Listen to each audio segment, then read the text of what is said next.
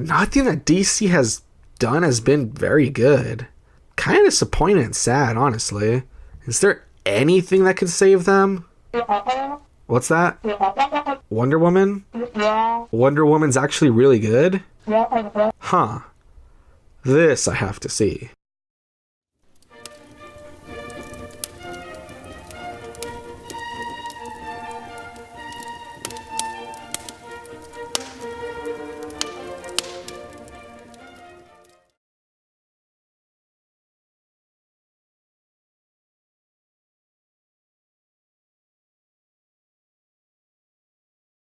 I, like many other people, didn't quite know what to think of the Wonder Woman movie when I heard about it. I mean, super quick history lesson. But Wonder Woman has been around a really long time. In fact, she debuted all the way back in 1941. Keep in mind that that is only 2 years after the first appearance of Batman. And yet, well, The Dark Knight has starred in everything from the 1960s TV show to multiple movies to his own animated series and video games. All Wonder Woman has ever really gotten was the show starring Linda Carter, getting to be there as part of the Justice League in animated form, and a small part in Batman v Superman. It was great to hear that she would finally get her own movie. But on the other hand, it being part of the DCEU was troubling. I mean, what if the character and her lore weren't done justice? Or worse yet, what if the soundtrack was someone's playlist on shuffle again? But then, a strange thing happened. Reviews started coming in, and people were actually praising the movie and saying it was great. And not in a divided way like Batman v Superman, where one person loved it while another person hated it, but like, actually agreeing it was pretty good.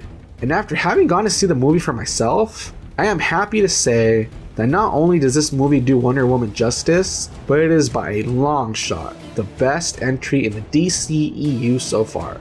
That of course is not to say that the movie is perfect, which I'll get to, but it is still pretty dang good.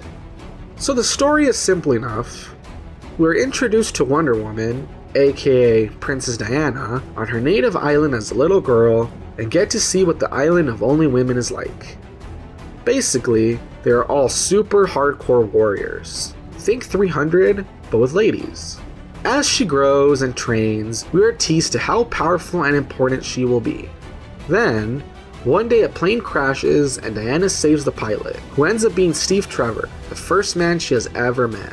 Steve explains to Diana about the war going on in the outside world, World War I, and feeling that she can put a stop to it, Diana decides to go with him. From here, we can kind of say that the movie becomes a mix of the first Thor, Captain America movies. On the one hand, we have a fish out of water story similar to Thor, with Diana dealing with being off her island for the first time. A lot of the humor of the movie comes from her dealing with stuff she has never encountered before, like fancy dresses, the concept of a secretary, and ice cream. And I have to say, I appreciate how throughout all this, they make the character curious and a bit naive, but not stupid, which trust me, is a big difference. And as for the Captain America stuff, we get the war, all the fighting that goes with it, and the supporting ragtag team. We get some really cool action scenes here, and though I don't want to be too specific, the No Man's Land scene was great. And although these two Marvel movies are what come to mind for comparison, don't get me wrong, the movie has its own identity. And not only is the story pretty good, but the characters were great.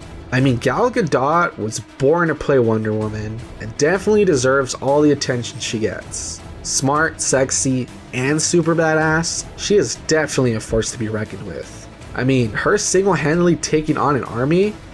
I'm scared. And aroused. Likewise, all the Amazons are well cast, and the tough warrior vibe all these ladies exude is great. And I really loved Chris Pine as Steve Trevor. He's cool and funny, and the chemistry between him and Wonder Woman is believable. I mean, chemistry between Superman and Lois? I don't feel it. Chemistry between these two? I super believe it. Especially with a gif like this circling around. That brings me to some stuff about the movie I didn't like.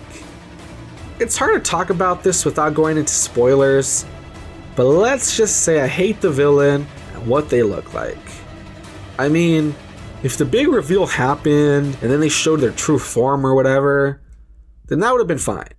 Instead, we get to see what they look like, even during a flashback, and it's super lame. Speaking of which, the action had been really good up to this point, and then it got super over the top and Dragon Ball Z-ish during the final fight. Not to say that there's anything wrong with Dragon Ball Z fights, but when the action goes from super choreographed to people just throwing energy blasts at each other, it's a big step down. And finally, while I super love the whole World War I setting of the movie and the fact that Wonder Woman saved the day is great, I feel like this results in some pretty bad world building. I mean, if she ended World War I, then why is there no reference to her in any of the other DCEU movies? Did her acts really not have any effect on the world? I mean, you would think that Batman and Superman would have grown up learning about her in history class, similar to how Marvel does with Captain America, yet they see her as some unknown when she shows up. And where was she during other major conflicts? You're telling me she just sat idly by as stuff like World War II happened? That's pretty weird. But hey, all in all, I would say that the movie's still pretty good. The story is easy to digest, the characters are cool, and it's nice to finally see the amazing Amazon get some spotlight. Sure, it has its flaws, but maybe we just have to wait for it to be explained in a sequel, or in Justice League. And look, I can understand that this movie probably won't be for everyone. Like guys who are afraid of strong women taking control, individuals who go around labeling everything as feminist propaganda for social justice warriors, Marvel fanboys, etc.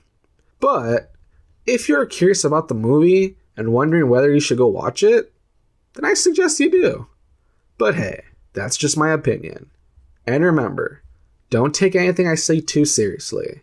After all, I'm just a wannabe reviewer. Thanks for watching. Hello, once again, to the line at the end of the video, where I take the time to thank you for watching my content, as well as ask you to like, comment, share, subscribe, all that feedback, as any feedback is greatly appreciated. As always, there is social media you can follow me on, and hey, if you enjoy the art on my channel, it's all thanks to Broken X Note, whose information I will leave in the description below in case you want to contact them. Near the end of my video, you'll see other things I've done pop up, so hey, why not give them a look? Until next time, this has been Wannabe Reviewer, and I hope to jump down the media rabbit hole with you all again soon.